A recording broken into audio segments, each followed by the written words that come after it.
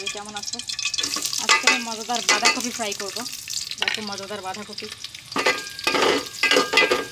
ভাবলাম তোমাদের সাথে একটু শেয়ার করে দিই। পেঁয়াজের মধ্যে হলুদ, লবণ, মরিচ গুঁড়া সব দিয়ে দিয়েছি, জিরা। এখন এটা একটু নাড়াচাড়া করতেছি। রান্নার রেসিপি তোমরা দেখবে, বুঝতে পারবে, ঠিক আছে?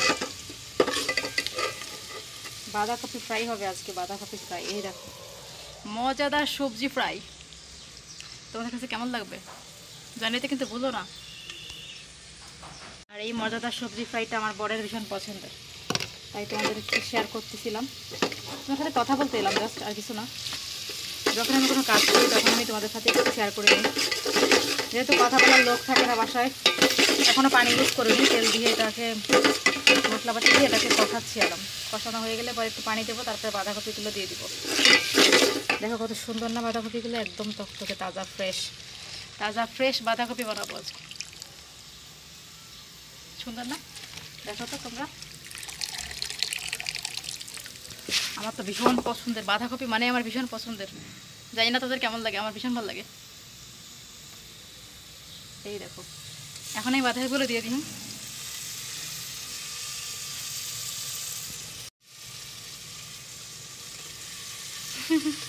মজার বাঁধাকপি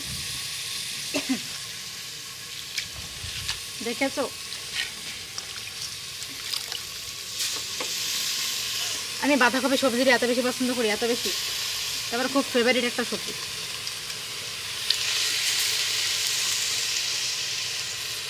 তোমাদের কেমন লাগে আমি ঠিক জানি না, বাট আমার কাছে বাঁধাকপির কোনো কম্প্রোমাইজ নেই, ব্যাস। অবশ্য পাকিস্তানে এটা আমাদের পরিবারে খুব একটা খায় না, কেন জানি না, ওরা খাইতে চায় না। সব পরিবারে এক না, বাট আমাদের পরিবারে খুব একটা খায় না এটা। কিন্তু আমার বর যখন থেকে আমি ভাজিটা ট্রাই করে দিয়েছি তখন থেকে ও ভীষণ পছন্দ করে এটা।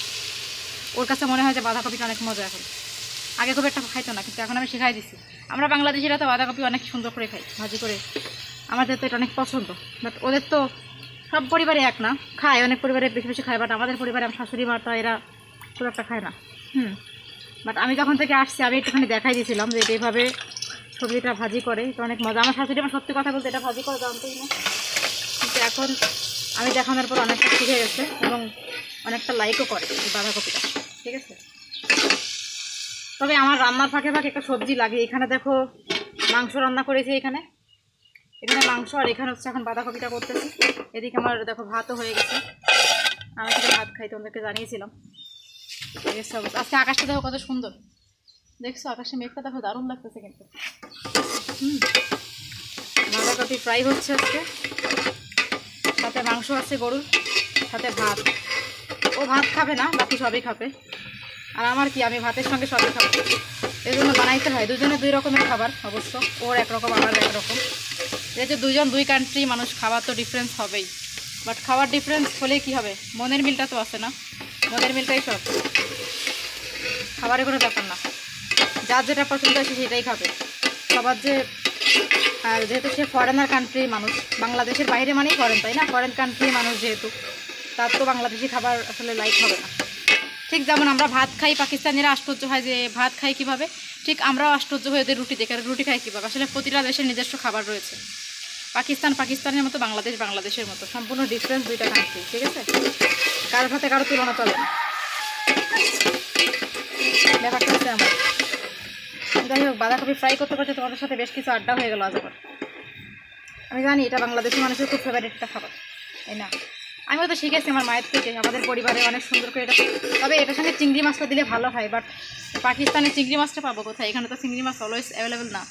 যাই হোক, শুধু শুধু তেল দিয়েও ভাজি করলে অনেক মজা লাগে, শুধু শুধু ভাজি করলেও মজা লাগে। আমি তেলের এখনও পানি দেইনি, তেলের পরিমাণ একটু বাড়িয়ে দিই যাতে এটা খেতে ভালো লাগে। যেহেতু মাছ নাই তখন কী করা যাবে বলেন, যা আছে তাই দিয়ে জ্বালিয়ে নিতে হবে। যাই হোক, কথা বলতে বলতে তোমাদের সাথে ব্লগটা শেষ করে দিলাম, রান্নাটা দেখিয়ে দিলাম হালকা পাতলা। তোমাদের কাছে কেমন লাগে বাঁধাকপি সবজি ফ্রাই হিসেবে কমেন্ট করে জানিয়ে দিও, পাশে থেকো।